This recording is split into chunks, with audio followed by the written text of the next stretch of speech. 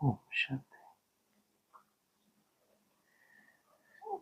14 मार्च 2006 परमात्म मिलन की अनुभूति के लिए उल्टे मैंपन को जलाने की होली मनाओ। दृष्टि की पिचकारी द्वारा सर्व आत्माओं को सुख दो। सुख, शांति, प्रेम, आनंद का रंग लगाओ। आज होलीएस्ट बाप अपने होली बच्चों से मिलन मना रहे हैं। चारों ओर के होली बच्चे दूर बैठे भी समीप हैं।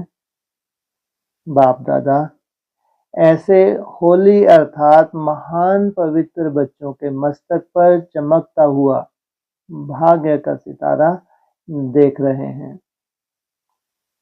ऐसे महान पवित्र सारे कल्प में और कोई नहीं बनता।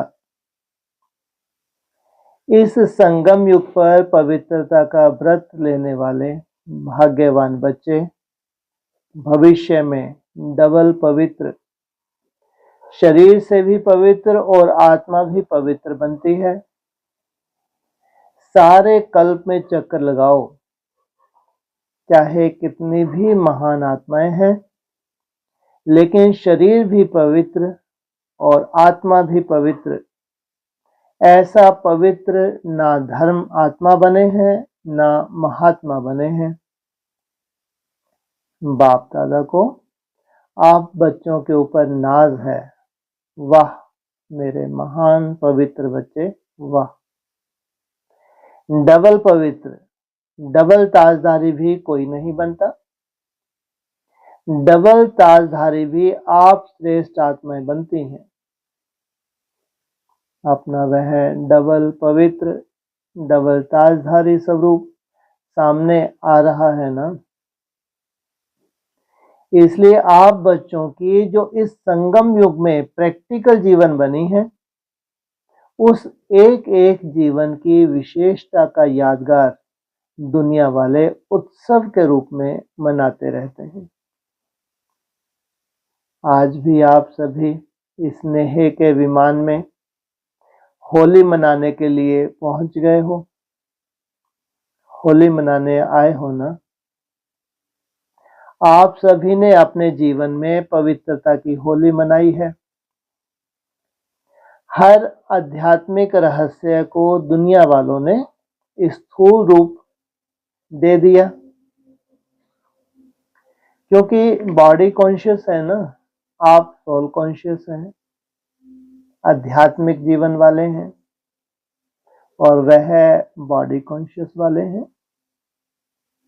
तो सब स्थूल रूप ले लिया है। आपने योग अग्नि द्वारा अपने पुराने संस्कार स्वभाव को भस्म किया, जलाया, और दुनिया वाले स्थूल आग में जलाते हैं। क्यों?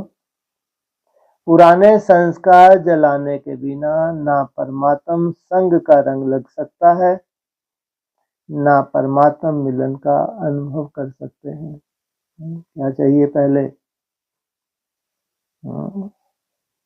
जब तक जलाया नहीं है, जलाया किस अवस्था में जाता है? ज्वाला स्वरूप अवस्था में ही जलाना होता है। तो जलाए बिना परमात्म संग का रंग ना लग सकता है, ना परमात्म मिलन का अनुभव कर सकते हैं। तो आपके जीवन की इतनी वैल्यू है जो एक एक कदम आपका उत्सव के रूप में मनाया जाता है। क्यों? आपने पूरा संगम युग उत्साह उमंग की जीवन बनाई है। अच्छा, क्या किया आपने? पूरा संगम युग उत्साह उमंग की जीवन बनाई है। बोलो। संगम में उत्साह उमंग है या बहुत मेहनत है? हैं जी, मेहनत है। तो ये क्यों कह रहे हैं आपका जीवन का यादगार नहीं? आपने पूरा संगम युग उत्साह उमंग की जीवन बनाई है। बोलो, संगम में भी कौन सा संगम है जहाँ तुम्हारा उमंग सा कमी नहीं होता। घोर नरक में स्वर्ग की सौगात मिलती है, चारों तरफ हाहाकार होती है और आपका उमंग उत्साह कम ही नहीं होता, बढ़ता ही जाता है। इसलिए क्या बोला है, तुम्हारी खुशी बढ़ती जाएगी, बढ़ती जाएगी। तो जरूर संगम युग का वो विशेष टाइम, कौन सा बोलते हैं उसको, पुरुषोत्तम। हाँ, संगम युग तो बहुत बड़ा है, उसमें खास जो पुरुषोत्तम है, पुरुषों में उत्तम बनने वाली आत्माएं जब प्रत्यक्ष होने होती हैं, उस समय की बात है। तो ये कब से कब की बात है। इसलिए मुरली में बोला कि तुम्हारी कर्मातीत अवस्था तो अंत में ये नहीं है कि कोई ऐसा वर्ष होगा तो वहीं बनेगी है?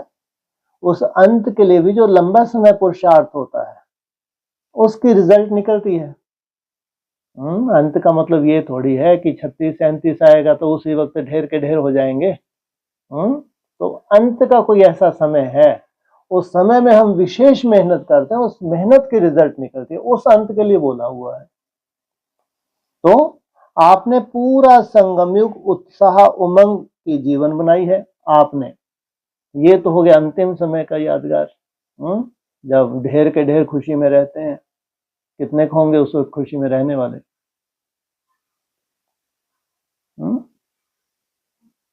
हाँ, कम से कम लाखों में 16,000 तो होने चाहिए, है ना। लेकिन पूरा ही संगम युग पुरुषोत्तम की बात नहीं की, कोई भी आत्मा नहीं होगी, बहुत मुश्किल है ये। आप ही हो। अच्छा, क्यों? कोई कोई आत्माएं होंगी, अगर उन्होंने पिछले जन्म में किस अवस्था में शरीर छोड़ा है, अगर सतोप्रधान अवस्था में शरीर छोड़ा है, अगर मुरली में तो आया है शरीर छोड़ने से पहले सतोप्रधान अवस्था को प्राप्त करो, तो उनका संगम युग और अपने संगम युग में अंतर है नहीं है। अपन लोगों को मेहनत लग रही है और उनको जब से ब्राह्मण बने होंगे तब से कैसे होंगे, सदा ही उड़ते हैं या कभी उड़ते कभी नीचे, कभी उड़ते कभी नीचे है। हाँ, कैसा सदा ही? योग में उड़ना किस में होता है, देह भान में या याद में? सोचो, अगर घंटों जब से ब्राह्मण बने हैं तब से, उनकी हिस्ट्री ऐसी होगी आगे चल के जब मालूम पड़ेगा, जब से वो ब्राह्मण बने हैं तब से कितने घंटों माना, और कितना बड़ा दिन होता है 24 घंटे का है? तो कितने घंटों, घंटों मानो 8 घंटे कम से कम होता है, घंटों हो गया 8 तो कम से कम होता है। तो ऐसी श्रेष्ठ आत्मा बस 8 घंटे ही करती होंगी है? तो खुशी बनी रहती है उनकी। अरे मुरली के हिसाब से वो तो सोचो, ऐसी श्रेष्ठ आत्माओं को तो 91 में कितने घंटे का इशारा दिया था, 14 घंटे का इशारा दिया था। सोचो 91 में अव्यक्त वाणी में आया ना, क्या मना रहे थे, तपस्या वर्ष मना रहे थे। तो फिर उसके बाद फरिश्ता वर्ष मनाया, तो वहीं से उनका जो फाउंडेशन डाला है 14 घंटे का, तो वहीं से डाला हुआ है। तो फिर उसमें अगर आनंद लेना तो बढ़ेंगे कम होंगे? तो उनका पूरा ही क्या हो गया है, पूरा ही हो गया, नहीं हो गया? और तुम्हारे लिए, अपने लिए कहो, चलो तुम्हारे लिए क्या, हम भी तो उसी में है। हाँ, पुरुषोत्तम संग अब आया जाके हमारा, हमारा अच्छा समय कब कहेंगे, अब आया। तो आपने पूरा संगम युग उत्साह उमंग की जीवन बनाई है। आपकी जीवन का यादगार एक दिन का उत्सव मना लेते हैं भक्ति मार्ग में। तो सभी को ऐसी सदा उत्साह उमंग खुशी की जीवन है ना, सभी की खुशी की जीवन है ना, है या कभी कभी है? सदा उत्साह है व कभी कभी? जो समझते हैं कि सदा उत्साह में रहते हैं, खुशी में रहते हैं, खुशी हमारे जीवन का विशेष परमात्म गिफ्ट है। कुछ भी हो जाए, लेकिन ब्राह्मण जीवन की खुशी उत्साह उमंग नहीं जा सकता। कैसे संस्कार बना लिए है? क्या नहीं जा सकता? हाँ, ये उमंग उत्साह खुशी नहीं जा सकती। ये खुशी कौन सी है, किस आधार से है? देह के आधार से है। किस आधार से है? ऐसे अनुभव होता है वह हाथ उठाओ। बाप दादा हर बच्चे का चेहरा सदा खुशनुमा देखना चाहते हैं, क्योंकि आप जैसा खुश नसीब कोई हो ना सके। आप जैसा कितना बड़ा भाग्य है, ना बन सकता है। भिन्न भिन्न वर्ग वाले बैठे हो तो ऐसा अनुभवी मूर्त बनने का स्व प्रति प्लान बनाया है। बाप दादा खुश होते हैं। आज फलाना वर्ग आए हैं, वेलकम, मुबारक हो आए हैं। सेवा का उमंग उत्साह अच्छा है, लेकिन पहले स्व का प्लान बाप दादा ने देखा है। प्लान सभी वर्ग वाले एक दो से आगे बनाते हैं और बहुत अच्छे बनाते हैं। साथ साथ स्व उन्नति का प्लान बनाना बहुत आवश्यक है। बाप दादा यही चाहते हैं, हर वर्ग स्व उन्नति प्रैक्टिकल प्लान बनाए, स्व उन्नति के प्रैक्टिकल प्लान बनाएं और नंबर लेवें। कौन से प्रोग्राम? स्व उन्नति का। जैसे संगठन में इकट्ठे होते हो, चाहे फॉरेन वाले चाहे देश वाले मीटिंग करते हैं, प्लान बनाते हो, बाप दादा उसमें भी राजी हैं। लेकिन जैसे उमंग उत्साह से संगठित रूप में सेवा का प्लान बनाते हो, ऐसे ही इतने ही उमंग उत्साह से स्व उन्नति का नंबर और अटेंशन देके बनाना। अभी तक वो कमी थी। कब की है ये वाणी? 2006 की। सोचो, बाप दादा सुनना चाहते हैं कि इस मास में इस वर्ग वालों ने स्व उन्नति का प्लान प्रैक्टिकल में लाया है। जो भी वर्ग वाले आए हैं, सब वर्ग वाले हाथ उठाओ। अच्छा, इतने आए हैं, बहुत आए हैं। सुना है 5-6 वर्ग आए हैं, बहुत अच्छा, भले आए। अभी एक लास्ट टर्न रहा हुआ है। बाप दादा ने होमवर्क तो दिया ही था। बाप दादा तो रोज रिजल्ट देखते हैं। आप समझेंगे, बाप दादा लास्ट टर्न में हिसाब लेगा, लेकिन बाप दादा रोज देखते हैं। अभी भी और 15 दिन है। इस 15 दिन में हर वर्ग वाले जो आए हैं, वह भी, जो नहीं भी आए हैं, उन वर्ग के निमित्त बने हुए बच्चों को बाप दादा यही इशारा देते हैं कि हर वर्ग अपने स्व उन्नति का कोई भी प्लान बनाओ। कोई विशेष शक्ति स्वरूप बनने का, व विशेष कोई गुण मूर्त बनने का, व विश्व कल्याण प्रति कोई ना कोई लाइट माइट देने का हर एक वर्ग आपस में निश्चित करो और चेक करो। जो भी वर्ग के मेंबर हैं, मेंबर बने हुए बहुत अच्छा किया है, लेकिन हर मेंबर नंबर 1 होना चाहिए। सिर्फ नाम नोट हो गया, फलाने वर्ग के मेंबर हैं नहीं, फलाने वर्ग के स्व उन्नति के मेंबर हैं, यह हो सकता है। जो वर्ग के निमित्त हैं, वह निमित्त वाले उठो। फॉरेन में भी जो 4-5 निमित्त हैं, वह उठो।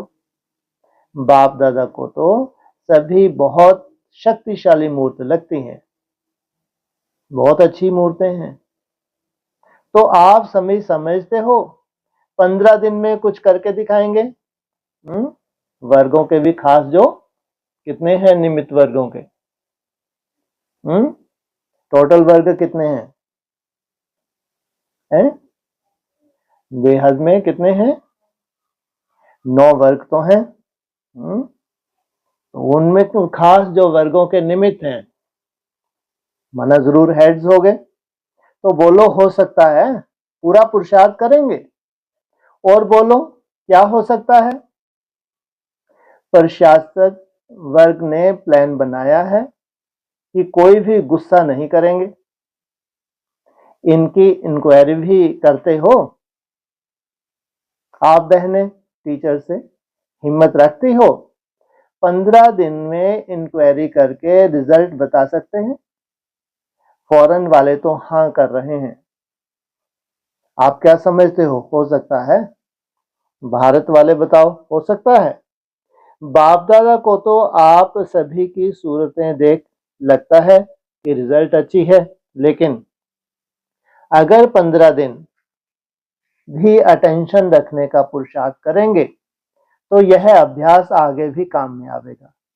अभी ऐसे मीटिंग करना, जो जिसको लक्ष्य लेना हो किसी भी गुण का, किसी भी शक्ति रूप का, इसमें बाप दादा नंबर देंगे।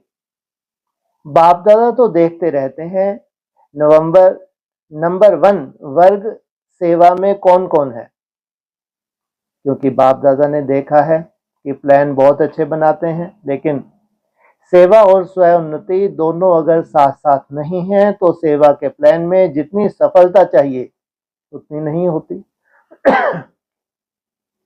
इसलिए समय की समीपता को सामने देखते हुए सेवा और स्वयं उन्नति को कंबाइंड रखो। सिर्फ स्वयं उन्नति भी नहीं चाहिए, सेवा भी चाहिए, लेकिन स्वयं उन्नति की स्थिति से सेवा में सफलता अधिक होगी। सेवा के या स्वयं उन्नति के सफलता की निशानी है स्वयं भी दोनों में स्वयं से भी संतुष्ट, और जिनकी सेवा करते हैं उन्हों से भी सेवा द्वारा संतुष्टता का अनुभव हो। अगर सेवा को व जिनकी सेवा के निमित्त है उन्हों को संतुष्टता का अनुभव नहीं होता है तो सफलता कम, मेहनत ज्यादा करनी पड़ती है। आप सभी जानते हो कि सेवा में स्वयं उन्नति में सफलता सहज प्राप्त करने की गोल्डन चाबी कौन सी है? अनुभव तो सभी को है। गोल्डन चाबी है चलन, चेहरे, संबंध, संपर्क में निमित्त भाव, निर्माण भाव, निर्मल वाणी।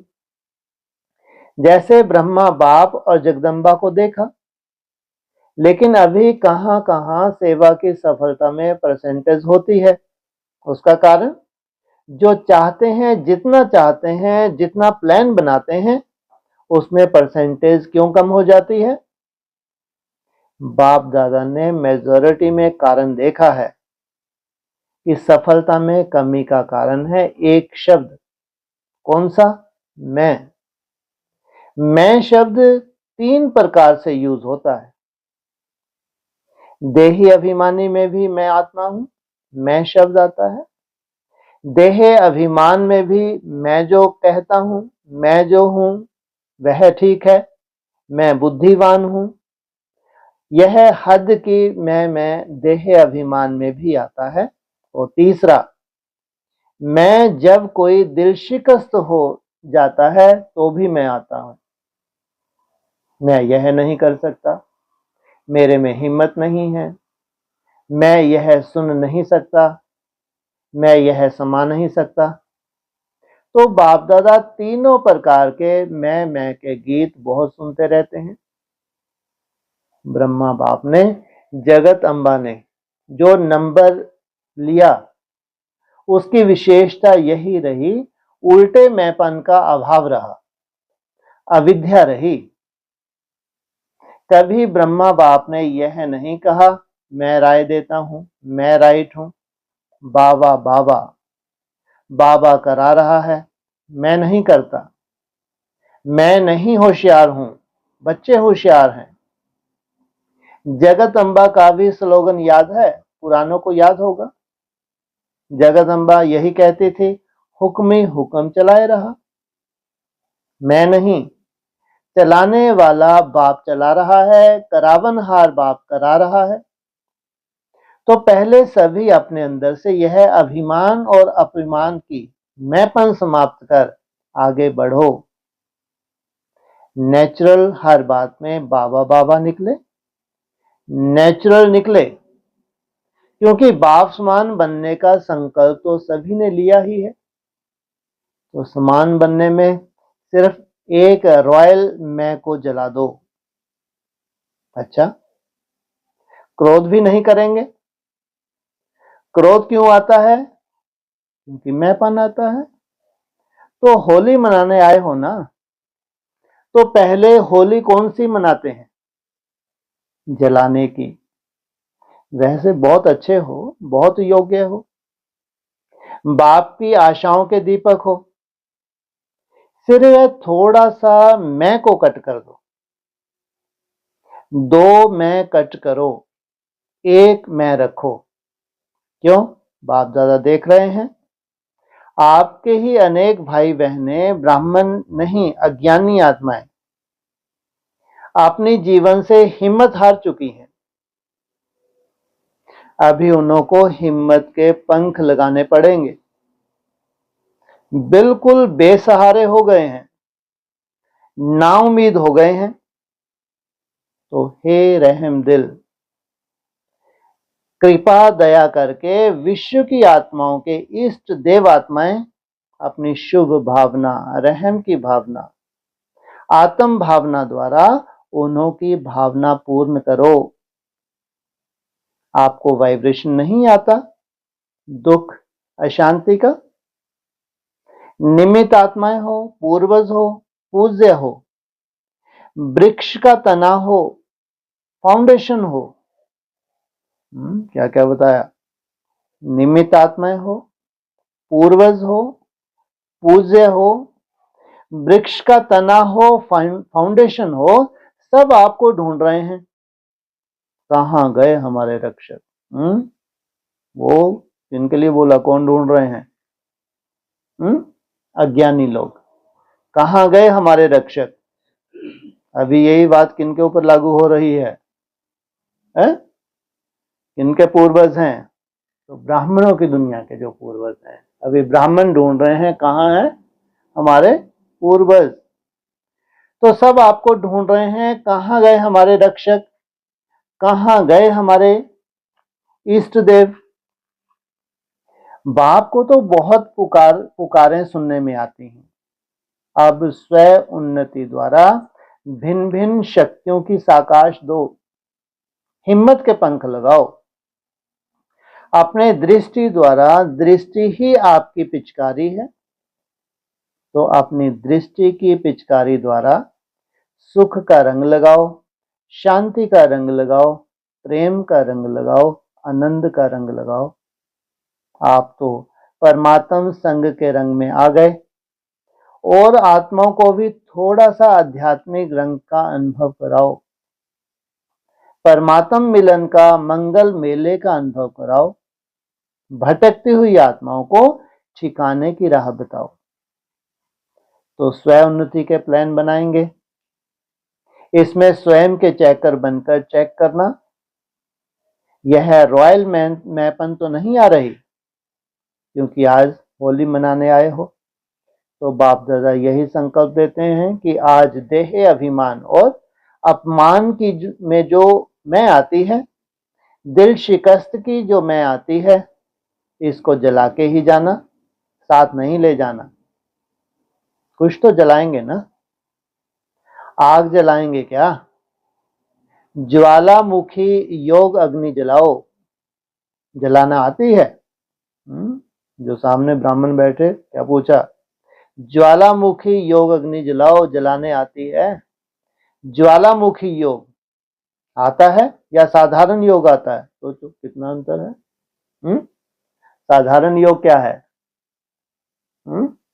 साधारण रूप में हम भाव विभोर हो रहे हैं, बह रहे हैं, बैठ गए अमृत वेले में, गीत भी लगाया हुआ है, अच्छे से क्या कर रहे हैं? याद कर रहे हैं। ये साधारण योग है, ज्वाला स्वरूप नहीं। ज्वाला स्वरूप क्या होता है? अव्यक्त वाणियों में निसंकल्प, उस बीज में टिकना, वो है ज्वाला स्वरूप। तो लाइट माइट हाउस, ज्वालामुखी बनो, लाइट माइट हाउस। तो यह पसंद है? अटेंशन प्लीज, मैं को जलाओ। बाप दादा जब मैं का गीत सुनता है तो स्विच बंद कर देता है। वाह वाह के गीत होते हैं तो आवाज बढ़ा कर देते हैं। वाह, वाह, थक गए सुन सुन के।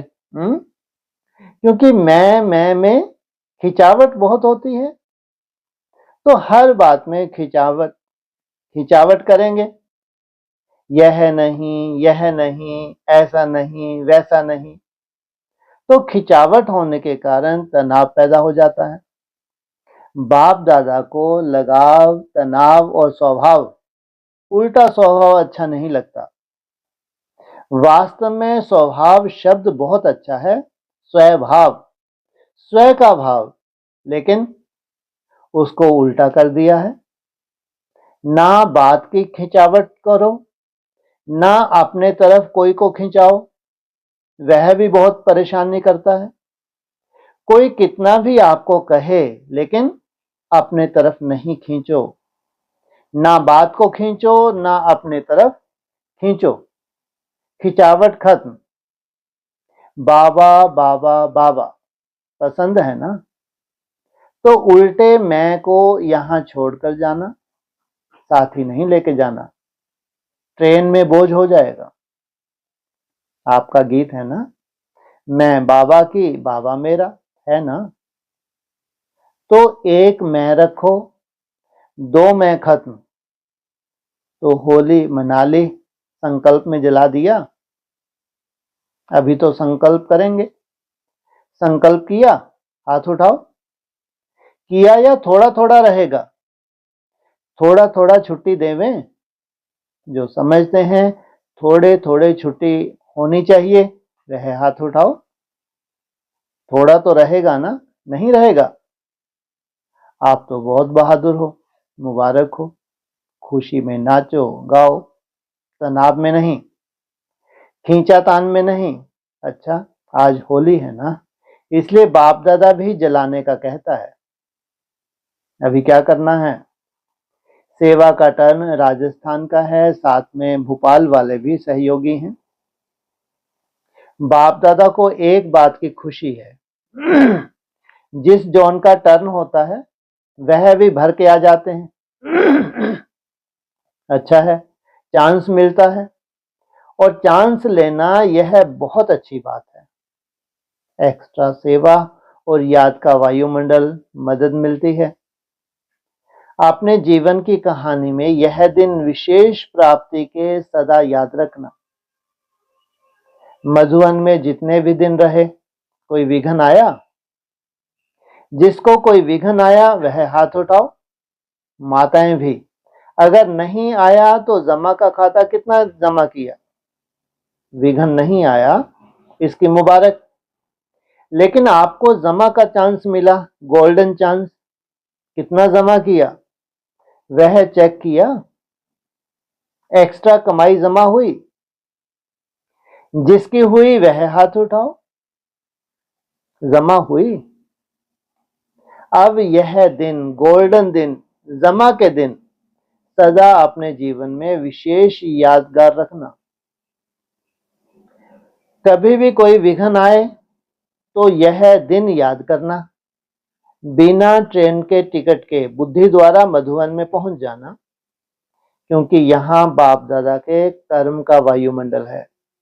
कैच करना आपका काम है, लेकिन मधुवन अर्थात बाप दादा के कर्म की किरणों का वायुमंडल है।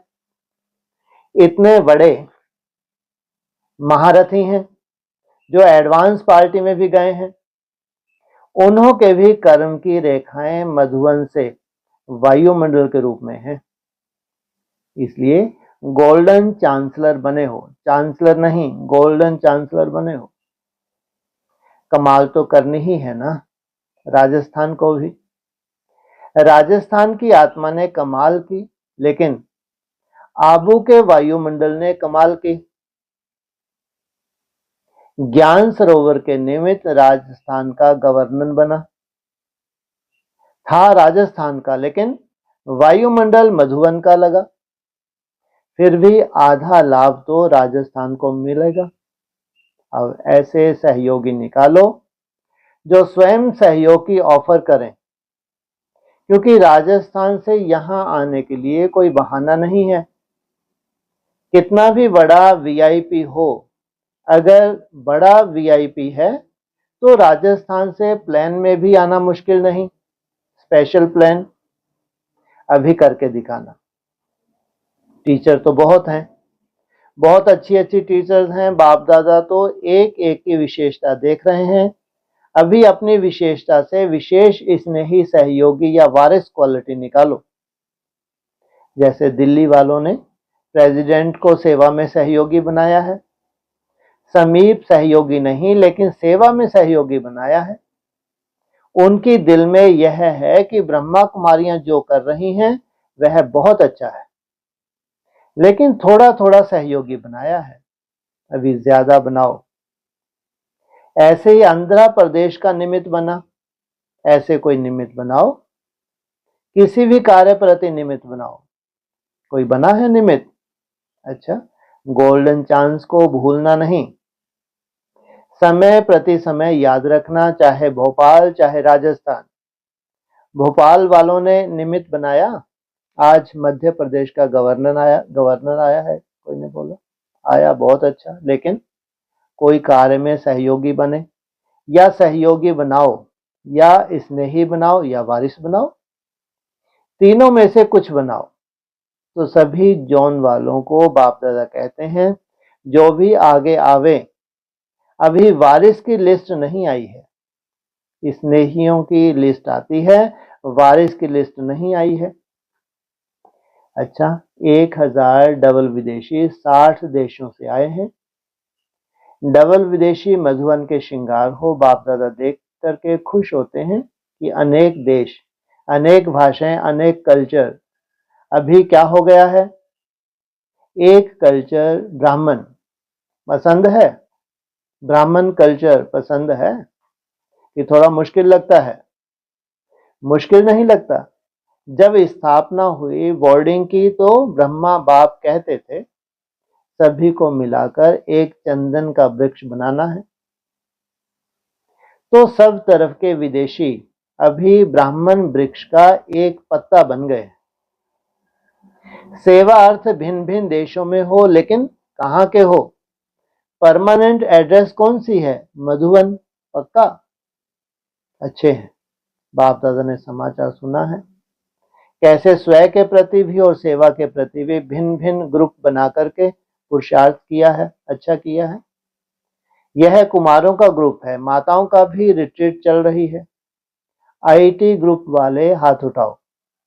बाप दादा ने समाचार सुना है, हिम्मत बहुत अच्छी रखी है, सब अपने हैं, सब अपना है, यह हिम्मत बहुत अच्छी रखी है। अभी बाप दादा देखेंगे कि यह आईटी ग्रुप अपने साधनों द्वारा प्रत्यक्षता का झंडा कहां कहां लहराते हैं, और शिव शक्तियां माताएं क्या कमाल दिखाती हैं, कुमार क्या जलवा दिखाते हैं। अच्छा है, सभी अलग अलग ग्रुप में पुरुषार्थ की अच्छी अच्छी बातें निकालते हो। सिर्फ बाप दादा एक शब्द को अंडरलाइन करना चाहते हैं, वह है दृढ़ रहना, दृढ़ पुरुषार्थी रहना, ढीला नहीं करना। कितना भी कोई हिलावे, हिलना नहीं, अचल रहना, अडोल रहना। दृढ़ता ब्राह्मण जीवन का हिम्मत का हाथ है, और जहां हिम्मत है वहां सफलता है ही है। मधुबन में बहुत अच्छी रौनक लग जाती है, कोई सुनते भी है ना तो उन्हों को अच्छा लगता है कि यह विश्व कल्याणकारी है, सिर्फ भारत कल्याणकारी नहीं है। इसलिए मुबारक हो, मुबारक हो, मुबारक हो। 6 विंग्स आई हैं, ग्राम विकास, स्पोर्ट, ट्रांसपोर्ट, महिला प्रशासक, स्पार्क ग्रुप। विंग्स को काम दे दिया, अभी 15 दिन के बाद फिर देखेंगे। अच्छा, बच्चे भी आए हैं।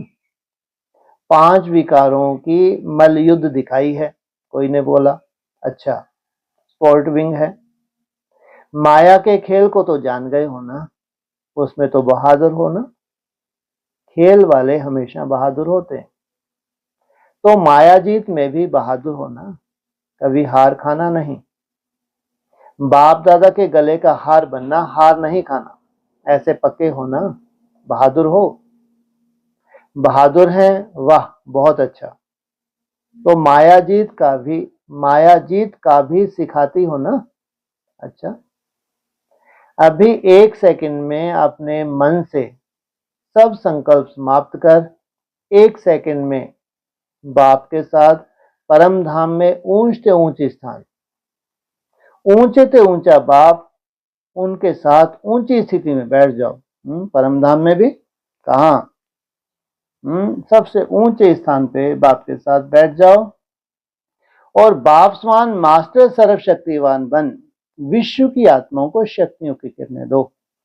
अच्छा, चारों ओर के होलीएस्ट हाईएस्ट बच्चों को, सर्व विश्व कल्याणकारी विशेष आत्माओं को, सर्व पूर्वज और पूज्य आत्माओं को, सर्व बाप के दिल तक नशीन बच्चों को बाप दादा का याद प्यार और दिल की दुआएं सहित दिल की दुलार और नमस्ते। दूर दूर से आए हुए पत्र, कार्ड, ईमेल, कंप्यूटर द्वारा संदेश बाप दादा को मिले और बाप दादा उन बच्चों को सन्मुख देख पदम गुना याद प्यार दे रहे हैं, होली की मुबारक दे रहे हैं। अच्छा, दादियों से बहुत अच्छा, बर्थडे की भी बहुत बहुत मुबारक हो, साथ साथ होली की भी मुबारक हो, डबल होली बनने की मुबारक दादी जी से। अच्छा है, प्रकृति जी तो बन गई ना, प्रकृति को चलाना आ गया है, मालिक बन के प्रकृति को चला रही हो और सभी को खुश कर रही हो। आप खुश रहती हैं ना, इसलिए सब आपको देख खुश होते हैं, सभा को देख सभी खुश होते हैं। आज सभा में 21,000 भाई बहनें हैं, इतना बड़ा परिवार देखकर सभी खुश होते हैं। अच्छा है, कल्प में एक बार ही पहचान से मिलते हैं, 5,000 वर्ष के बाद आपस में मिले हैं और हर कल्प मिलते रहेंगे। मौज ही मौज है। ऐसा क्यों बोला? हर 5,000 वर्ष के बाद मिले हैं और कल्प मिलते ही रहेंगे। एक तरफ तो क्या कहते हैं, तुम्हारा कुल परिवर्तन नहीं होगा, एक ही कुल में रहोगे, और यहाँ का गए 5,000 वर्ष के बाद मिले हैं, एक ही बार मिलते हैं। क्या मतलब?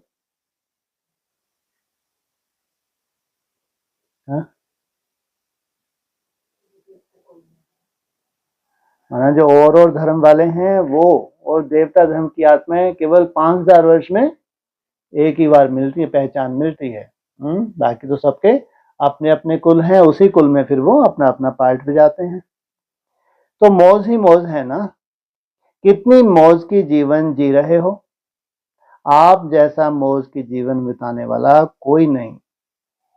मौजों का युग है, मौज की जीवन है और सदा सभी को मौज का अनुभव कराने वाले हो। अच्छा, तीनों बड़े भाइयों से। अच्छा है, चारों ओर कार्य को देखते रहो, अपने को निमित्त जान सब में संतुष्टता की लहर फैलाते रहो। संतुष्टता बाप के समीपता का अनुभव कराती है, तो चारों ओर संतुष्टता की लहर अच्छी तरह से फैलाओ। अच्छा, ओम शांति।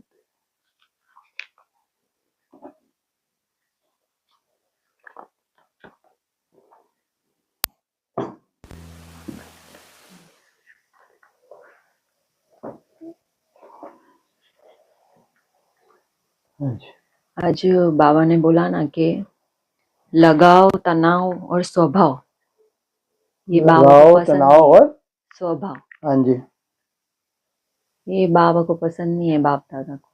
ठीक है। और साथ में ये बोला कि खिंचावट, चाहे बात की खिंचावट हो, चाहे अपने तरफ खिंचावट हो, हाँ ये जी। समझ में नहीं आया। कोई बात होती है तो अपना वाइब्रेशन क्या करता है, अच्छा वाइब्रेशन है वो भी होता है, लेकिन ज्यादातर बात होती है तो नेगेटिव वाइब्रेशन होता है। तो आपका वाइब्रेशन नेगेटिव है तो आत्मा ऑटोमेटिक खिंच रही है, नेगेटिव रूप में खिंच रही है, पॉजिटिव रूप में नहीं, है ना। कोई भी बात है तो उसकी खिंचावट, या फिर अपने तरफ भी खिंचावट करते हैं। जैसे करना चाहिए बाप के ऊपर बलिहार, तो किसके ऊपर बलिहार कर लेते हैं। तो दोनों तरह से, तो ना उस तरफ से अपनी तरफ खींचना है, ना बाप के ऊपर बलिहार कराना है, तो अपनी तरफ नहीं होना चाहिए। तो ज्यादातर क्या होता है, अपने स्टूडेंट बना लेते हैं, अपना सेंटर हो गया, हमारा जोन हो गया, तो फिर कितना हद में बंध जाते हैं। तो बाबा कहते हैं सब किसका है, बाप का है, लेकिन उन्होंने हद में ले लिया। तो वही हदें उनकी क्या हो गई, आपस में खींचातान का कारण बन गई। हाँ जी, यानी बाबा की जगह अपने को बता दिया कि मैंने किया है। वो स्वाभाविक बोलते नहीं हैं, हाँ। लेकिन उनका दूसरे सेंटर पे कभी चले जाए तो आफत हो जाए। वैसे भी जब वो बहुत रॉयल रूप की इनके पास जब माया होती है, मान शान होता है, तो हमारा जिज्ञासु कहीं नहीं जा रहा तो उसको अपनी तरफ जोड़ के रखना। हाँ। वो तो होता ही है ये लोग, लेकिन समझ ही नहीं पाते ये कितनी बड़ी माया है ये। जैसे दुनिया में होता है वैसे यहाँ भी होने लगा, तो बहुत बड़ी माया हो गई। करना है बलिहार बाप के ऊपर, लेकिन अपना मैंपन देह अभिमान के कारण से वो छूटता ही नहीं। हाँ जी, और आज 3 प्रकार के जो मैं बताए, हाँ जी, उसमें ये रॉयल रूप का मैं कैसे होगा, दिल शिकस्त होना? यही तो सबसे ज्यादा खतरनाक है। जैसे दुनिया में क्या होता है, कहते हैं डिप्रेशन में चले जाते हैं। हम भी क्या करते हैं, बहुत मेहनत करते हैं, मेहनत करके सफलता नहीं मिली तो अपने को सर्टिफिकेट दे देते हैं, अगर दे देते हैं तो ये अपने बस का नहीं है, समय पे हो जाएगा, अभी तो नहीं हो सकता। तो अपने में हीन भावना आ जाती है।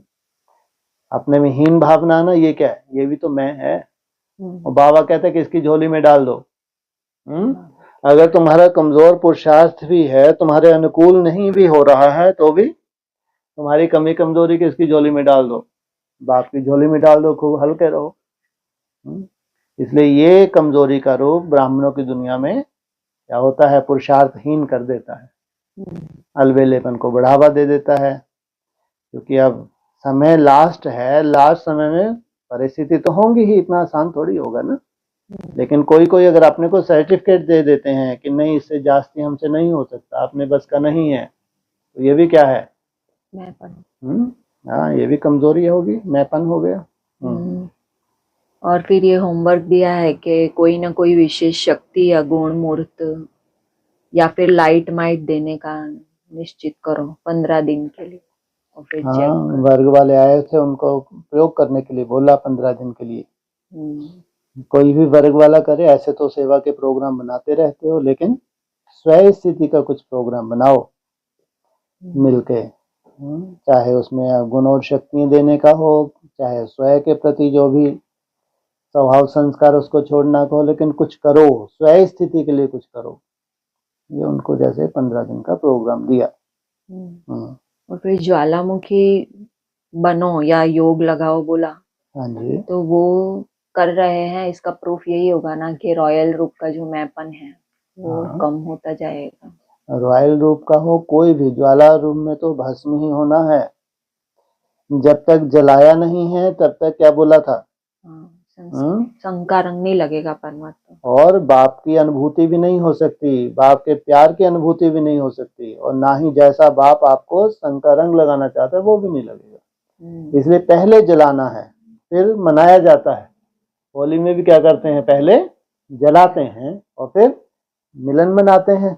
इसलिए पहले जलाना, माना जो भी आपकी कमी कमजोरी है उसको भस्म करना। अब एक शिकायत हो जाती है, हम तो बहुत चाहते हैं, लगातार चाहते हैं, ये कमी कमजोरी हमको अच्छी ही नहीं लगती है। इसलिए उसके प्रति साक्षी होकर, अगर तुम ज्वाला स्वरूप अवस्था की मेहनत कर रहे हो तो उसको रहना नहीं है। इसके ऊपर तो कोई योग भी नहीं है। या तो कोई विधि हो, और अच्छी कोई रॉयल विधि हो, बहुत अच्छी कोई विधि हो। निसंकल्प वैसे ये साइंटिफिक है, कोई कृपा आशीर्वाद नहीं है कि तुम ज्वाला स्वरूप में टिक गई तब जाके भगवान की कृपा हुई। पूरा साइंटिफिक है। जब निसंकल्प अवस्था में आते हैं तो क्या होता है, मन तुम्हारा पावरफुल होता है, और जैसे जैसे मन तुम्हारा पावरफुल हुआ, अब उसमें डिसीजन पावर आ गई। अब वो जो भी डिसीजन लेने लगा ना, वो होने लगा। इसलिए राजयोग माना साइंटिफिक, कोई आशीर्वाद देता है, अब भगवान ने आशीर्वाद किया जाके, क्योंकि अब मैं निसंकल्प जो होने लगी। पहले साधारण योग लगा रही थी भक्ति मार्ग का, इसलिए रिपीट हो रहा था। ऐसा नहीं है। इसे जब मन आपका पावरफुल हो जाता है तो जो पुराने संस्कार रिपीट हो रहे हैं तो वो रिपीट नहीं होते, क्योंकि मन इतना पावरफुल है, उसने बोला स्टॉप, माना स्टॉप, अब तुम परवश नहीं हो रहे हो। जो डिसीजन हो जाता है उस डिसीजन के आधार से तुम जीत पा लेते हो। ये है पढ़ाई। इसलिए ज्वाला स्वरूप माना मन को पावरफुल करना, रूलिंग और कंट्रोलिंग पावर धारण करना, और ये संस्कार तुम्हारे ब्रॉड ड्रामा में चले जाएंगे। जो याद के आधार से तुम्हारे रूलिंग और कंट्रोलिंग पावर के आधार से जो संस्कार धारण की आत्मा की, ये अविनाशी है, ये पूरे ब्रॉड ड्रामा में तुम्हारे साथ ही रहते हैं। इसलिए ज्वाला स्वरूप अवस्था मुख्य है। और त्याग के बारे में थोड़ा सा चिंतन किया था, तो मतलब करते भी हैं थोड़ा बहुत अपने हिसाब से। हाँ जी। वैसा तो नहीं है जैसा बाबा चाहते, लेकिन थोड़ा सा भी त्याग अगर है या वो है हमारे इमर्ज रूप में, हमको लगता है कि हमने किया, हाँ जी। तो अहंकार तो उससे आता ही है, लेकिन क्रोध भी आता है। इसका क्या कारण है? अहंकार आएगा तो क्रोध आएगा ही आएगा। जो निरहंकारी होते जा रहे हैं बीज रूप अवस्था में, जो इंस्ट्रूमेंट बनते जा रहे हैं, उनके पास ये शिकायत नहीं होगी, और तो निर्माण बनते जाएंगे। जितना नव निर्माण करते जाएंगे उतना ही निर्माण भाव उनका बढ़ता जाएगा। इसका मतलब हम जो त्याग कर रहे हैं इसका क्या है, हमको इसका इल्म है हमको कि हम इतना ये त्याग कर रहे हैं, तो वो उल्टा हो रहा है। उस त्याग से सूक्ष्म रूप में अहंकार पल जाता है, तो अहंकार पल जाता है तो साथ में क्रोध आता है। जहां जहां अहंकार होगा क्रोध होगा ही होगा, हमेशा ध्यान रखना। तो कभी भी विस्फोट होगा, कभी भी विस्फोट होगा। इसलिए निर्माण भाव, मैं क्या हूं, निमित्त हूं, कर्म करावनहार कौन है। फिर त्याग का भी अहंकार नहीं हो सकता। थैंक्स करेंगे फिर तो। जो जो त्याग हो रहा है तो क्या करेंगे, मैंने नहीं किया, थैंक्स करेंगे कि आपने करवा लिया। जब आपने करवा लिया तो आपका कुछ बचा ही नहीं, तो वो अहंकार को पैदा नहीं होने देता। इसलिए अव्यक्त वाणी यही ट्रेनिंग है। तुम क्या हो, अगर तुम्हारी कोई विशेषता भी है, किसकी देन है, तो उसके ऊपर अगर तुम्हारी विशेषता और कोई भी प्रभावित हो रहा है, ये कमजोरी है। ये बाप की देन है। इसलिए किसका निकल, चाहे तुम चाहे दूसरा, इस रूप से देखना चाहिए इसका, हाँ बाप का थैंक्स करना चाहिए, उसमें अहंकार नहीं आता। और इसी में कहीं ना कहीं डर भी पनपता है। हाँ जी। कि जो भी मेरा है या जो भी मैंने पाया है, ये भक्ति मार्ग के खाते में चला जाता है। पूरा ही स्वाहा होने के लिए बाबा बोला है कि जब मरते हैं, मरने का राख भी ना रहे। जब यहाँ तक स्वाहा होना है तो जमदे जामदे तो होता नहीं है। तो लक्ष्य बहुत बड़ा है तो उसमें टाइम तो लगता है।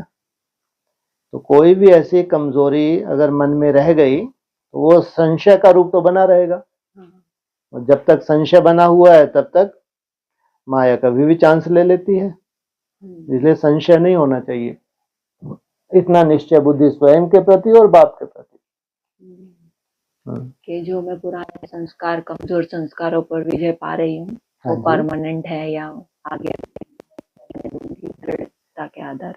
बिल्कुल अपनी मेहनत पे इतना निश्चय होना चाहिए। अगर पूरा सार ये है जो हम मेहनत कर रहे हैं, इसके अलावा कुछ है भी तो नहीं। जिन आत्माओं को भी जीत मिलनी है, अगर वो 16,000 आत्माएं जो पास होती हैं लाखों में से, उनका आधार केवल यही है, ज्वाला स्वरूप अवस्था, और कोई आधार नहीं है। ऐसा नहीं है कि हमको कोई भगवान का विशेष कृपा होगी, हमने भगवान के स्वरूप को पहचान लिया, इसलिए कुछ नहीं है।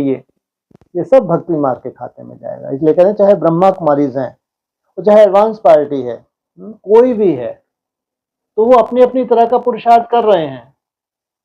ऐसा नहीं कि जब यहाँ आएंगे तब कोई वर्षा मिलेगा। वो तो एक बात है कि संगठित रूप में बाबा को प्रयोग करना है, इसलिए संगठित हो जाएंगे वो।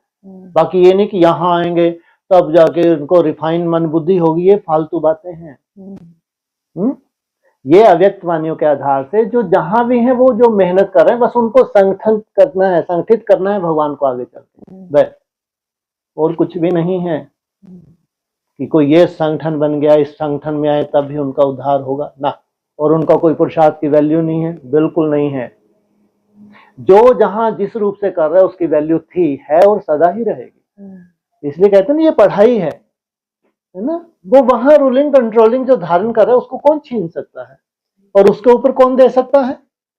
अपने संस्कारों को वो डेवलप कर रहे हैं, जहां भी हैं एडवांस में जो कन्याएं बैठी हैं बहुत निश्चय बुद्धि हैं, बाप को याद कर रही हैं।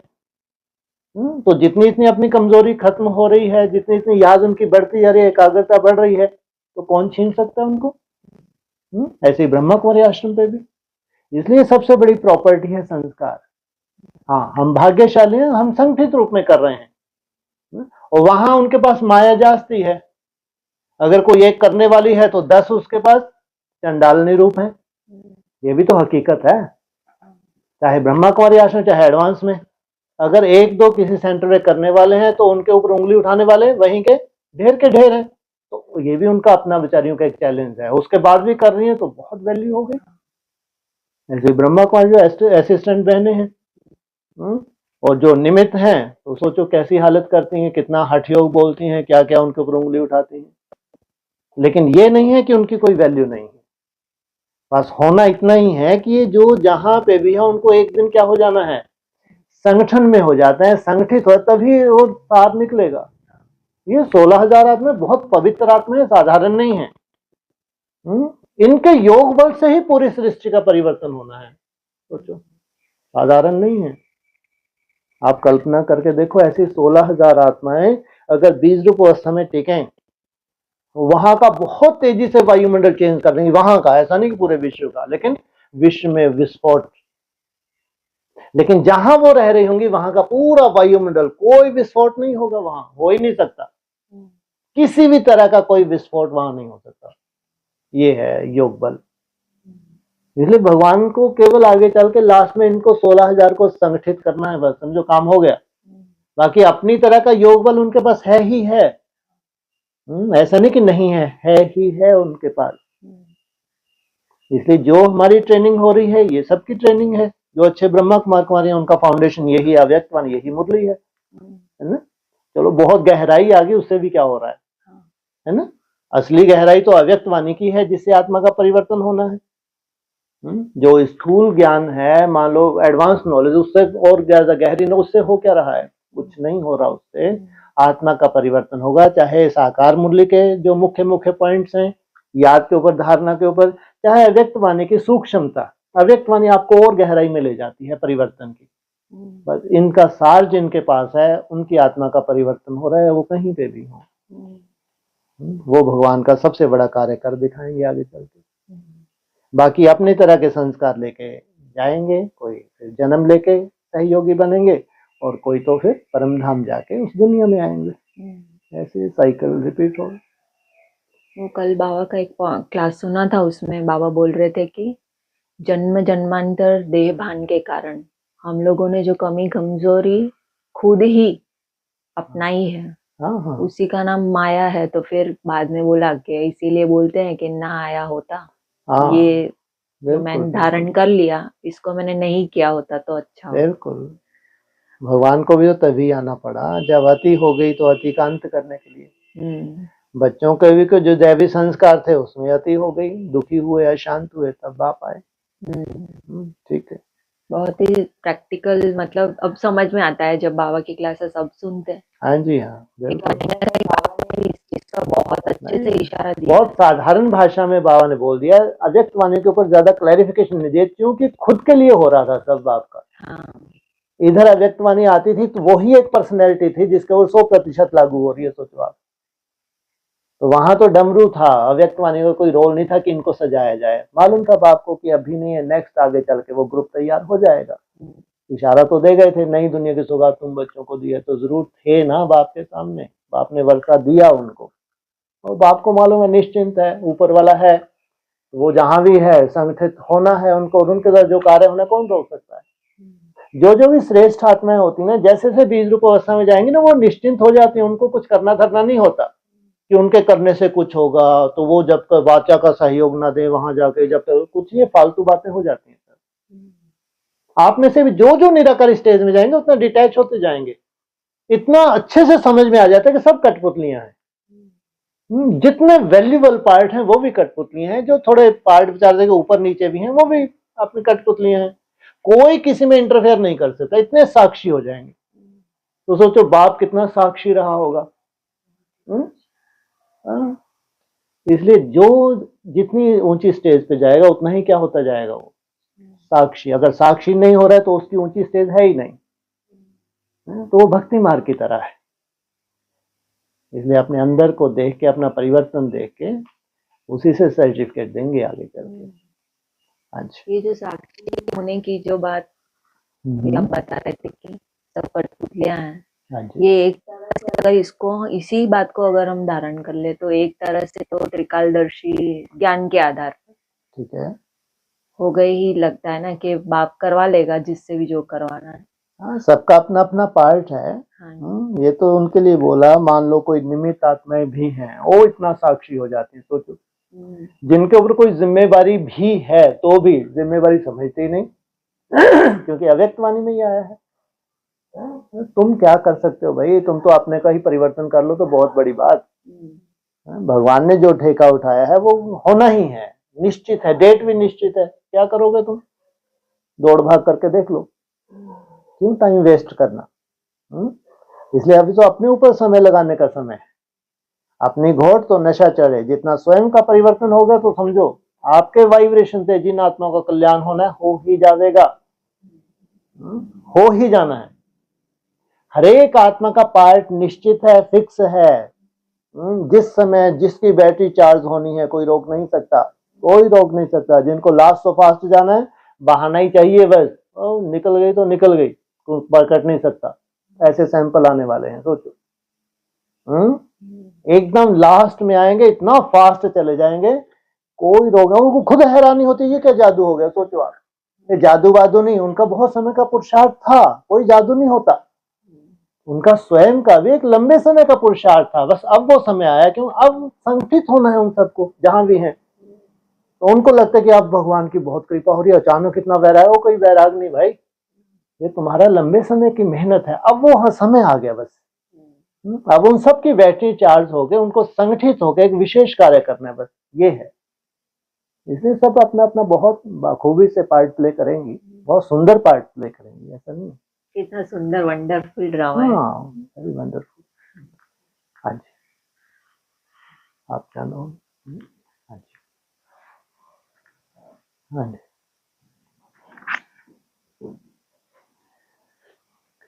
और कुछ?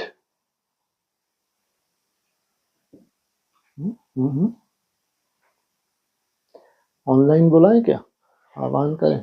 और एक तो ऑनलाइन वाली मेन माइक तो आज थोड़ा डिस्टर्ब है। हाँ जी, ऑनलाइन आज हॉलीडे लिया हुआ है ऑनलाइन वालों ने, खास जो मेन माइक है। हाँ, है कोई और? ओम शांति बोलने के लिए सब एक साथ बोलेंगे। ओम शांति। तबीयत ठीक है? बात कर सकती हूँ? मौका ही चाहिए। सिर्फ तो 2 दिन की बाद छुट्टी है। हाँ जी, हाँ बोलिए बोलिए। ऐसा जैसे आत्मा जब सत्व प्रधान बन जाएगी तो अपने शरीर को भी सत्व प्रधान बना सकेगी, ऐसे कहते हैं ना। हाँ जी। प्रकृति जी, हाँ जी, जैसे बाबा कहते हैं। लेकिन एक मुरली का पॉइंट है, सत्व प्रधान तत्व से तुम्हारा शरीर भी सत्व प्रधान बन जाएगा। ठीक है। मतलब हम वैसे कहते हैं ना कि सत्व प्रधान आत्मा बन जाएगी तब वो अपने शरीर को भी रिजुविनेट कर सकती है। तो यहाँ पे पॉइंट है कि सत्व प्रधान तत्वों से तुम्हारा शरीर भी सत्व प्रधान हो जाएगा। वो उनके लिए है जो शरीर छोड़ के जाएंगे, वो आएंगे जिस दुनिया में वहां एकदम सत्व प्रधान प्रकृति है, तो उनको कैसा शरीर मिलेगा? उनको गर्भ महल में ही शरीर मिलेगा और 5 तत्व सत्व प्रधान मिलेंगे। ये उनके लिए पॉइंट है जो शरीर छोड़ के परम धाम जाएंगे, फिर उस दुनिया में आके जन्म लेंगे। और जो रचयिता हैं, जिनको बोला है भगवान भगवती का टाइटल जिनको मिलता है, उनके लिए ये है कि कर्मातीत अवस्था तुम्हारी तब कहलाएगी जब ये तामसी दुनिया है चारों तरफ। दुनिया कैसी है, तत्व कैसे हैं, तामसी, लेकिन तुम अपने योग बल से सात्विक बनाओ अपने, तब तुम्हारी कर्मातीत अवस्था। ये मुरली का पॉइंट उनके लिए जो यहाँ गॉड गॉडेस बनते हैं, रचयिता बनते हैं। जिनको जन्म लेना है वो सात्विक दुनिया में जन्म लेंगे, तो वहां क्या होगा, 5 तत्व भी सत्व प्रधान होंगे। ये दो हैं, एक रचयिता है, एक रचना है। बाकी ये नहीं है कि खिटपिट बनी ही रहेगी। जितनी इतनी आत्मा पावरफुल होगी, कोई खिटपिट नहीं हो सकती उसके शरीर में। जितनी पावरफुल होती जाएगी, निरोगी कंचन काया बनती जाएगी। हाँ जी। हाँ जी। फिर एक ऐसा पॉइंट है कि सृष्टि कैसे रची जाती है, ये बाप बैठ समझाते हैं। बच्चे जानते हैं माता पिता बगैर कभी मनुष्य सृष्टि रची नहीं जा सकती। ऐसे नहीं कहेंगे कि पिता द्वारा सृष्टि रची जाती है।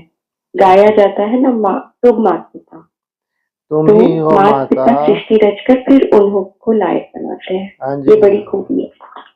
तुम ही हो माता पिता, तुम ही हो बंधु सखा, तुम ही हो। कौन? वो निराकार। वो निराकार माँ भी बनता है तो बाप भी बनता है। तो पालना तो माता पिता की चाहिए ना, लेकिन वो निराकार के लिए गायन है। यहाँ जो साकार में निमित्त बनते हैं उनके लिए नहीं, लेकिन साकार को आधार बनाया। चाहे ब्रह्मा बड़ी माँ हो, चाहे बाप का पार्ट हो, इनको आधार बनाया, निमित्त बनाया। लेकिन निमित्त किसने बनाया? उस निराकार में बनाया। इसलिए गायन है, तुम ही हो माता पिता, तुम ही हो बंधु सखा, तुम ही हो। तो उसका गायन है। चाहिए तो साकार में, इसलिए साकार में चाहे ब्रह्मा बड़ी माँ का पार्ट हो, चाहे बाप का पार्ट हो, उन्होंने अपना अपना पार्ट दिया, बजाया। अभी उस ग्रुप की पालना भी किन किन के द्वारा होगी? वो निराकार। उसी की ड्यूटी है, वो ही ठेका लेकर आया है। परिवर्तन करना ही है, परिवर्तन होना ही है, नहीं तो संसार में प्रत्यक्षता ही नहीं हो सकती। जब तक ऐसा छोटा सा परिवार नहीं बना, सतो प्रधान परिवार नहीं बना, व्यक्ति विशेष की बात नहीं, एक परिवार चाहिए। चारों तरफ आग लगी हुई है, लेकिन एक छोटा सा परिवार है, शीतल एकदम शांत स्वभाव का परिवार, जहाँ कोई दुख शांति नहीं। ये भगवान ने ही ठेका उठाया है। तो तुम ही हो माता पिता, तुम ही हो बंधु। कौन है वो निराकार है। हाँ जी। हाँ जी। और भाई साहब, एक जनरल क्वेश्चन जो अवतार के ऊपर आता है ना, कि विष्णु जी के जो अवतार हुए उसमें नरसिम्हा अवतार, हाँ तो जी। वो ना नर ना वो होता जानवर नहीं, हिरण्यकशिप को मारने के लिए ना दिन ना रात, ना अंदर ना बाहर। तो ये सारा ये शूटिंग यहाँ पर कैसे? क्यों नहीं होती? ये शूटिंग यहाँ होती है। जब हिरण्यकश्यप का वध होगा तो ना दिन होगा ना रात होगी। कोई एक हिरण्यकश्यप नहीं है, शिवोहम। तो कोई ऐसा समय भी तो आने वाला है, उस वक्त संगम होगा। संगम में भी संगम का कोई ऐसा समय होगा, ना दिन होगी ना रात होगी। तो उस वक्त क्या कहेंगे? रात खत्म हुई, दिन की शुरुआत होने जा रही है, वो है शिव जयंती और घोर अज्ञान की रात्रि। तो कोई ऐसा समय होगा जो शिवोहम है, उनको रियलाइजेशन हो जाता है कि ये कोई ऐसा परमात्मा नहीं था हमारे में, हम मिसगाइड हो गए। तो उनको रियलाइजेशन हो गया, तो जैसे उनका परिवर्तन हो गया। तो वो जो सीन है संगम युग की यादगार है। शिवोहम से फिर श्रेष्ठ पुरुषार्थी बन जाते हैं, तो संगम युग का यादगार है। हाँ जी। तो वो वाला शूटिंग बाकी है ना? क्यों नहीं आएगा? अब इस 27 तक तो सबको ये उम्मीदें हैं कि हम परमात्मा पार्ट हैं, हम संसार में चमकने वाले हैं। वो भी कारण सबसे बड़ा, क्योंकि बाप 27 की भविष्यवाणी करके गया, तुम बच्चों को तमो प्रधान से सतो प्रधान बनने के लिए 40 से 50 वर्ष लगते हैं।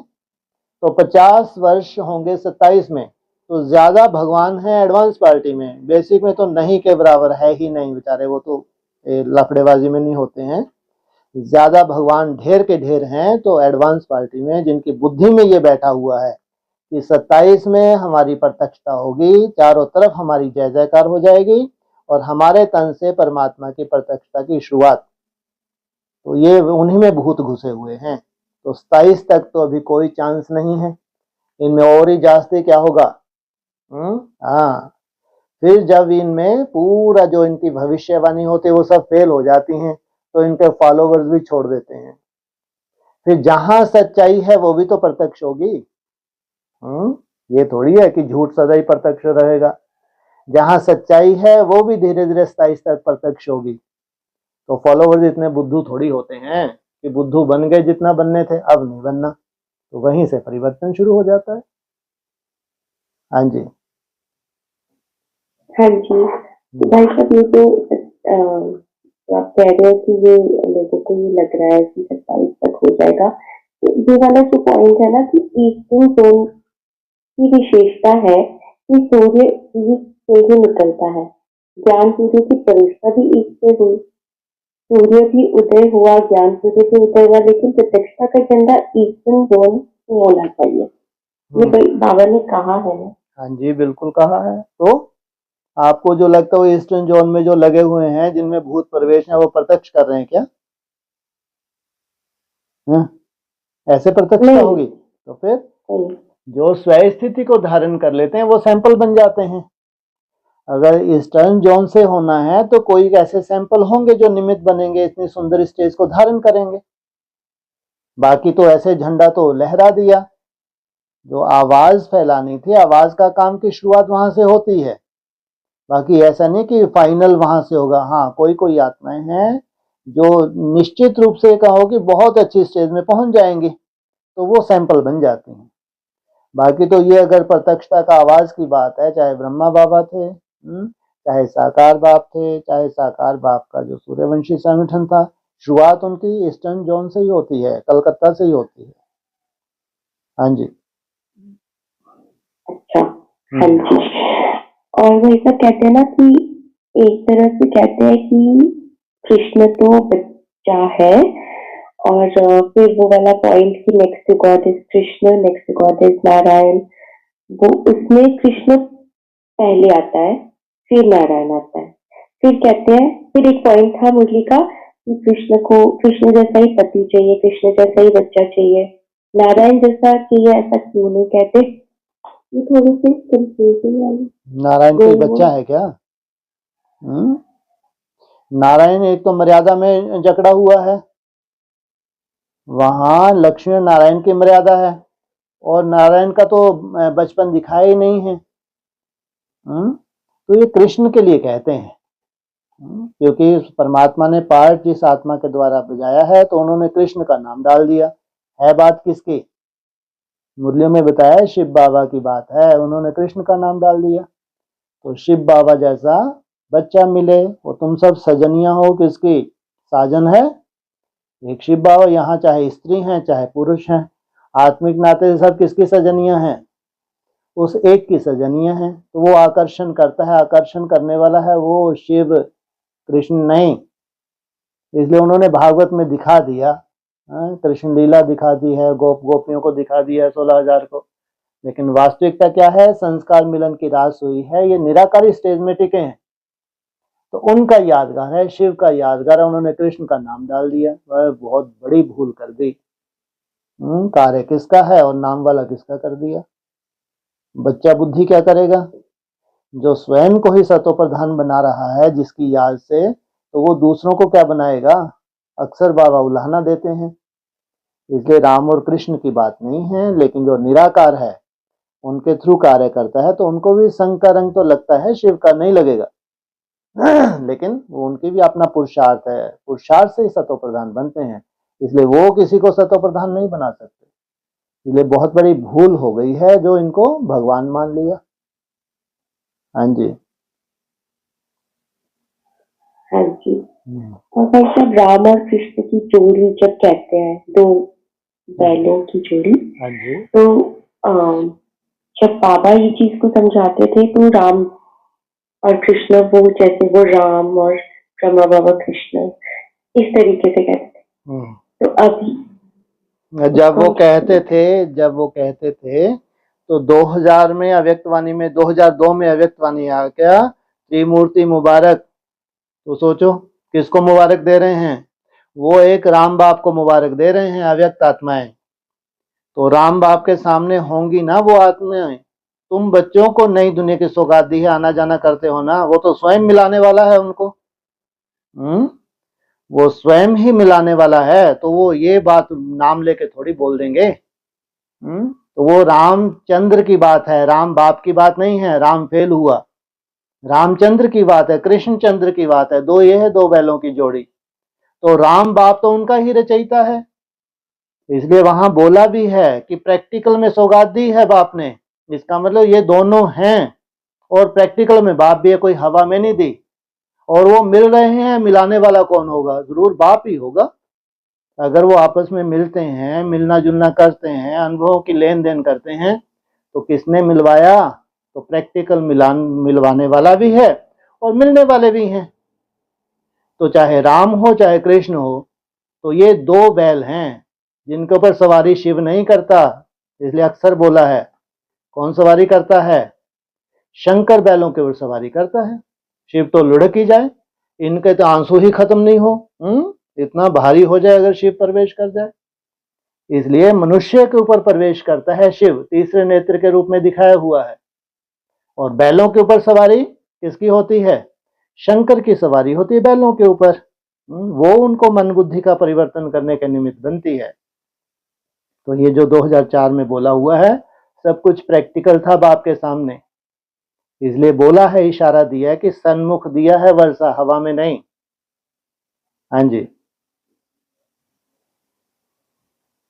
जी हम्म। हम सब इसमें और थोड़ा सा समझाइए। और थोड़ा सा क्या कथा करें? हाँ? और थोड़ा सा बताओ ना, क्या कथा? बताया तो अव्यक्तवाणी में साथ साथ आ रहा है। 2002 में बाप को कितने साल हो गए? अरे तुम लोग बता दो, वो बेचारी क्या बताएगी? है 33 साल हो गए बाप को। इतना ही सफिशिएंट है स्वयं के रियलाइजेशन के लिए। और आगे जिनको वो वर्षा देना है, युवराज चाहिए जिसको वर्षा देना है, तो 33 वर्ष से ज्यादा जरूरत नहीं है। ये जो श्रेष्ठ आत्माएं हैं 33 वर्ष में अपना पूरी तरह रियलाइजेशन कर लेती हैं। और जो नेक्स्ट आने वाली मूर्तियां हैं, उनको भी रियलाइजेशन के अब निमित्त बनना होता है। तो 2002 की अव्यक्तवाणी में आता है, और बाप के 60 वर्ष भी पूरे होते हैं। सबसे मुख्य बात है 60 तो लगी लाट। इधर 33 वर्ष भी पूरे हो रहे हैं और उधर 60 वर्ष का जलवा भी है। तो ये सब प्रैक्टिकल हुआ है। लेकिन पार्ट कैसा है? 2000 के बाद ही डमरू पकड़ा है, उससे पहले डमरू नहीं था। इसलिए खास अपने बच्चों को बोलते थे, खास पर्सनली बोलते थे, जो आदि की आत्माएं हैं, सॉरी जो कंपिल में चली हुई मुरलियां हैं, ऑडियो कैसेट है, उनको सुनो बार बार। सोचो आप, वंडरफुल ड्रामा है, क्योंकि वो डमरू नहीं था। जो ऑडियो कैसेट थी कंपिल में चली हुई थी, वो डमरू नहीं था। इसलिए आपने बच्चों को खास बार बार बोलते थे कि जो सतो प्रधान ज्ञान है, जो कंपिल में जो रिकॉर्डिंग हुई है, उनको बार बार सुनना चाहिए। क्यों? क्योंकि 2000 के बाद डमरू शुरू हो गया। उस डमरू में क्या करना है भोलेनाथ को? एक तरफ स्थापना कर दी 2004 में, दूसरी तरफ अब ये बिच्छू टिंडनों से बहुत बड़ा कार्य लेना है भविष्य में। लेकिन अभी इनकी तादाद कितनी होनी चाहिए जब इनको कार्य करेंगे? कार्य तो आते से ही शुरू कर देते हैं। शंकर का जब तीसरा नेत्र खुलता है तो कौन पैदा होते हैं? बिच्छू टिंडन। तो सोचो नेत्र कब खुला? 2000 के आसपास। अपना शूटिंग पीरियड खत्म हुआ। तो और धर्म की आत्माएं आ गई, जिनसे कौन सा कार्य लेना है? विनाश का लेना है। नई दुनिया में कभी नहीं फटक सकते ये पवित्र आत्माएं। तो उनको अपना काम करना है और कर रहे हैं, लगातार कर रहे हैं। ये ग्लीच आत्माओं का कोई रोल नहीं है, जबकि उनको लगता है हम नई दुनिया का काम कर रहे हैं। सोचो आप, ऐसी ग्लीच हैं ये। तो क्या किया भोलेनाथ ने? डमरू बजाया। उस डमरू में अगड़म बगड़म दोनों तरफ बोलता है डमरू, या एक तरफ बोलता है, और मुरली एक ही तरफ से फूंकी जाती है। इसलिए बोला भी था कि जो ब्रह्मा मुख से जो वाणी चली है यह है पत्थर की लकीर। बाप नहीं बोला है, लेकिन डमरू दोनों तरफ बोलता है। क्यों? उनको भी खुश रखना है, जिनसे विनाश का कार्य करवाना है उनको भी खुश रखना है। इसलिए उनको चाहिए क्लैरिफिकेशन। बाकी जो सूर्यवंशी हैं उनको जास्ती क्लैरिफिकेशन नहीं चाहिए, उनको तो मुरली के जो महावाक्य हैं ये पत्थर की लकीर है, तो उनके लिए क्लैरिफिकेशन कर दिया, विस्तार कर दिया। तो वो अब जाके 17-18 में जब तक 60,000 ना हो तब तक ये भस्म नहीं होते। जैसे ही 60,000 के आसपास होते हैं तो क्या हो जाता है? भस्म हो जाते हैं, श्रापित हो जाते हैं। तो नई दुनिया की शुरुआत 2000 के आसपास से शुरुआत होती है और कंप्लीट कब हो जाती है? 2017-18 के आसपास। वहीं विस्फोट भी होता है तो स्थापना भी हो गई। तो जिन बच्चों को नई दुनिया की सौगात दी है वो प्रैक्टिकल 40 से 50 वर्ष लगते हैं उनको तमो प्रधान से सतो प्रधान बनने के लिए। इसलिए आप 27 माना जलवा, और एक तरफ विनाश और एक तरफ स्थापना का प्रैक्टिकल रूप। हो गई कथा। वाव। हाँ जी। और भाई साहब जैसे याद करने से प्योरिटी बढ़ती है, तो एक बार आप क्लास में डिस्कस किया था कि ब्रह्मा कुमारी की भी प्योरिटी बढ़ी जब ब्रह्मा बाबा को भी, चाहे ब्रह्मा बाबा को भी याद किया, साकार होने का रूप पर भावनाओं का फल मिलता है तो प्योरिटी बढ़ती है। फिर एडवांस पार्टी वाले तो डायरेक्ट मतलब बाप को पहचान लिया और बाप को याद किया तो भी प्योरिटी मतलब कुछ फिर फंस। इसलिए ब्रह्मा बाबा या ब्रह्मा कुमारी के बाप कैसे बन जाते हैं? ये वो उनकी बात कर रहे हैं जिनकी प्योरिटी की पराकाष्ठा हुई है बाप के बनने के बाद। ये विच्छुटिंडनों की बात नहीं। एडवांस पार्टी में देखना तो एक से एक श्रेष्ठ भी है, ऐसा बाबा ने बोला है, एक से एक कनिष्ठ भी है। ब्रह्मा कुमारी के पास वैसी मनसा की शुद्धता हो ही नहीं सकती जो एडवांस पार्टी के पास कोई कोई आत्माओं को मिली हुई है। सोचो, जब भी बाप के सन्मुख होते हैं तभी से शुरुआत। इतना बड़ा परिवर्तन होता है कि ब्रह्मा कुमारी आश्रम में दिन रात उसने तपस्या अगर की हो तो वो परिवर्तन नहीं हो सकता जो बाप के सन्मुख आने से हो जाता है। हाँ, ये बात अलग है। डमरू बजा दिया, जिन्होंने डमरू में बह गए विनाशकारी बन गए, उनको तो बोला हुआ था, बार बार बोला है कि शंकर को फॉलो नहीं करना नहीं तो कहीं के नहीं रहोगे, और उन्होंने उल्टे ही काम किए, शंकर को फॉलो किया। इसलिए ऐसा नहीं है कि एडवांस पार्टी में कंगाली है। एक से श्रेष्ठ आत्मा, हाँ बहुत कम थी, उंगलियों पे गिने जाने योग्य बहुत कम थी, तो उनको तो बाप ने ही तो वर्षा दिया। नहीं तो ब्रह्मा कुमारी को चैलेंज कैसे करेंगे? कहाँ नाक रगड़वानी है उनको? ये हमारा बाप था, हमको अगर वर्षा मिला है तो इसी से मिला है। तो ऐसा नहीं है। अगर संपूर्णता एडवांस पार्टी में है तो एडवांस पार्टी में ही है। वो जिनकी बात की बाबा ने, जो श्रृंगार करने वाली आत्माएं हैं, तो बहुत ही बाबा की वफादार हैं, आज्ञाकारी हैं, तो उनको बाप ने वर्षा दिया है। तो एडवांस पार्टी में बाबा ने बताया अच्छे एक से एक कनिष्ठ भी हैं और एक से एक श्रेष्ठ आत्माएं भी हैं। हाँ जी। बाकी प्योरिटी के आधार से जितना तुमने याद किया तभी प्योरिटी मिलती है, और तुम इसी में सुनने सुनाने में ही चले गए, रिसर्च में ही चले गए, अपने पांव पे कुल्हाड़ी मार ली तो क्या करो? और फिर बाप के ही ऊपर उंगली उठा दी। कलकत्ता में एक डिस्कशन हुई थी जो बाबा ने एकदम स्पष्ट बोला है, कलकत्ता में भी और दिल्ली में भी, 2 जगह है, और डिस्कशन भी है, भेज देंगे। स्पष्ट बोला है बाप ने कि आगे चल के ये जो है कलकत्ता का खास जो यादगार बना हुआ है कपिल मुनि का, आगे चल के ये सब बाप के ऊपर उंगली उठाएंगे कि हम तो बहुत अच्छे थे जब ब्रह्मा कुमारी थे, हम तो बहुत अच्छी धारणाएं थी, इसने हमारी बुद्धि को चलाया, इसने हमारी बुद्धि को डाइवर्ट कर दिया। सोचो, बाप के ऊपर उंगली उठाएंगे ये कि हमको श्रापित कर दिया। स्पष्ट ऐसे ही बोला है। सोचो, तो कपिल मुनि ने इनको श्रापित क्या कर दिया? जब बाप के ऊपर उंगली उठाते हैं तो कपिल मुनि प्रवृत्ति का है, पक्का प्रवृत्ति का है, तो इनको श्राप मिल जाता है। सोचो कि बाप के ऊपर उंगली उठाई है। बिल्कुल ऐसा ही बोला है बाप ने, और खास कलकत्ता में बैठ के कलकत्ता वालों को ही बोला है, और ये बात दिल्ली में भी रिपीट की है डिस्कशन में। समझ भी रहे हैं, देख भी रहे हैं सबके सब। वो चतुर सुजान बोल भी रहा है, लेकिन परवश हैं, अपना अपना पार्ट बजाने के लिए परवश बने हुए हैं। हाँ जी।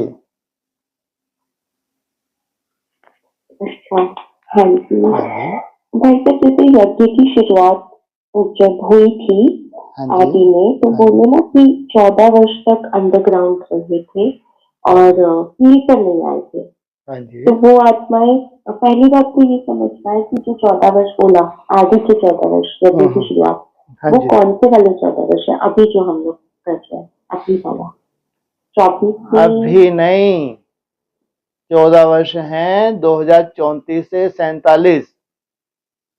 हाँ जी। ठीक है। आदि के जो 14 वर्ष थे उनमें वो 200-250 कोई आत्माएं थीं जिनके नाम ले आई थी संदेशिये। 200-250 थी वो आत्माएं, और उनमें भी खास जो 10 वर्ष थे आदि के, वो थे भक्ति मार्ग के साक्षात्कार। और फिर वो 4 वर्ष थे, पहले साक्षात्कार में बहलाया गया, फिर 4 वर्ष टोटली अंडरग्राउंड हो गए, तो वहां मुरली भी शुरू हो गई थी। तो ऐसे 14 वर्ष की तपस्या जो आदि की बोली है वो 36-37 से लेके 51 तक, 51 तक, जब तक यज्ञ भारत में नहीं आ गया तो 14 वर्ष लगभग वो अंडरग्राउंड ही मान के चलो।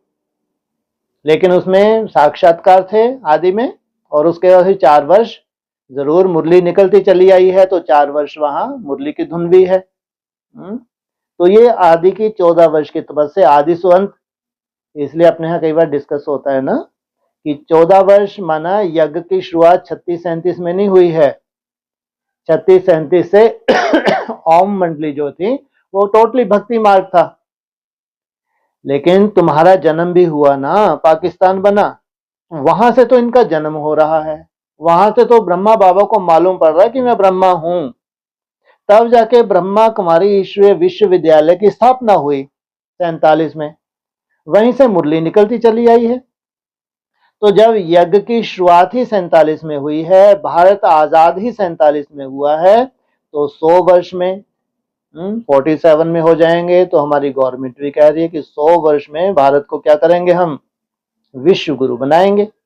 वो बनाए ना बनाए, लेकिन बेहद का बाप जो लक्ष्य लेकर आया है वो तो पूरा हो जाएगा। तो 300-400 मिली थी, कब आदि में 300-400 मिली थी, लेकिन रट्टा लगा रखा था 16,000 चाहिए, क्योंकि उस वक्त साक्षात्कार हो रहे थे कि बहुत जल्दी 16,000 आत्माएं जब निमित्त बन जाएंगी तब जाके पूरी राजधानी स्थापन हो जाएगी। अमेरिका के अखबार में भी आ गया, कोई जोहरी है बोलता है 300-400 मिली हैं, 16,000 चाहिए। तो अभी वही 16,000 आत्माएं जो आदि की थीं, तो वो अंत में जब तक संगठित ना हो, संगठित रूप में पुरुषार्थ ना करें, तब तक राजधानी स्थापन नहीं हो सकती। अभी उनको संगठित होना है। 10 वर्ष में तो उनकी अपनी अपनी बैटरी चार्ज होनी है 34 तक, फिर कोई संगठन बाप का बनेगा जरूर। ये संगठन बनेगा, वो ट्रेन ही एकदम अलग ही दिशा में चली जाती है। वो संगठित होके तब जाके विश्व का कार्य करें, एक ऐसा वायुमंडल तैयार करें जहां पूरी दुनिया की नेगेटिविटी नहीं पहुंच सकती, प्रकृति का कोई भी प्रभाव वहां नहीं हो सकता, नेगेटिव प्रकृति का प्रभाव। जो 5 तत्व हाहाकार मचा रहे हैं, जहां भी वो आत्माएं होंगी वहां कैसा वायुमंडल बना लेंगी, एकदम शुद्ध सात्विक योग बल के द्वारा। वो भी जम दे जान दे नहीं होता, उसमें भी समय लगता है। वहां से नई सृष्टि की शुरुआत होगी। इसलिए आदि में भी थी तो अंत में भी। आदि में तो बाबा ने बताया कि 300-400 की बारात थी, कुछ तो ऐवे ही चले आए थे, कोई पुरुषार्थ नहीं था, जबरदस्ती उनको तो जब भगाना था तो बैगरी पार्ट शुरू कर दिया। लेकिन थे तो, लेकिन 200-250 का मुरलियों में जिक्र आया है, जिनके नाम लाए थे। बहनें गई थी, ट्रांस में जाती थी, और संदेशियां जाके उन्होंने एक माला बनाई थी, 200-250 के नाम ले आए थे। अब वो फिर से रिपीट होगा, आदि सो अंत होगा ही होगा। इसलिए ये नहीं है कि वहां जाके किसी को ढिंडोरा पीट के बताएंगे तो वो आत्माएं निकलेंगी। कार्य सब चल रहा है। जो आत्मा जहां पे भी है आदि के संस्कार अपने लेके गई है उन्हीं आदि के संस्कारों से वो स्वतः ही अपनी महसूस कर रही है कि जैसे विशेष उसको लिफ्ट मिल रही है। इतना सुंदर ड्रामा है। तो आदि सो अंत होने जा रहा है। आदि में एक मॉडल बना था, लेकिन अभी मॉडल नहीं, अभी परमानेंट। इसलिए वो मॉडल था लेकिन परमानेंट नहीं था। अभी जो 14 वर्ष होंगे उसमें परमानेंट, वहीं से नई सृष्टि की शुरुआत होगी। हाँ जी। और बंदी पड़ा हुआ है, मैं कब से बोल रहा हूँ। सॉरी मैंने अनम्यूट करना भूल गई थी। अच्छा, मैं भी बोल रही थी। अच्छा, मैंने सोचा पता नहीं किसने सुना नहीं सुना इतना भाषण। हाँ जी। नहीं, ये वाला जो पॉइंट आया ना भाई साहब, इसमें ही एक उस दिन एक दिन डिस्कशन में हमारी हुई थी डिस्कशन की यज्ञ की शुरुआत आदि में 14 साल अंडरग्राउंड रहे, फील्ड पर नहीं आए। तो मेरा क्वेश्चन था कि तो वो आत्माएं सिर्फ वहां, क्योंकि कुछ ही आत्माएं है जो अंडरग्राउंड होती है, तो कुटिया पर जो है क्योंकि आज आप सब वहां अंडरग्राउंड हो, पर हम सब वहां उस वक्त पर इंक्लूडेड थे या फिर ब्रह्मा बाबा के साथ फील्ड पर आदि की थोड़ा सा तेरा तीसरा नेत्र तो खुलने दो। हैं? ये तो फिर ये भक्ति मार्ग के क्वेश्चन हो जाएंगे। आपको ये नशा होना चाहिए कि हम आदि की आत्माएं हैं। जब ये बता दिया कि 16,000 आत्माएं नहीं थी, 16,000 आत्माएं थी ही नहीं। आदि में कितनी आत्माएं थी? 300-400 की बारात थी, तो 16,000 कहाँ थे? लेकिन मुरली में बार बार आया कि 14 वर्ष की तपस्या, कई मुरलियों में आया, रिपीट हुआ है। आदि में 14 वर्ष भट्टी बनी थी, ये साकार मुरली का पॉइंट है। जबकि यह हकीकत है कि 10 वर्ष जो थे वो भक्ति मार्ग के थे, कोई भट्टी का नाम ही नहीं था, ज्ञान ही नहीं था, तो कहाँ गए भट्टी करेंगे।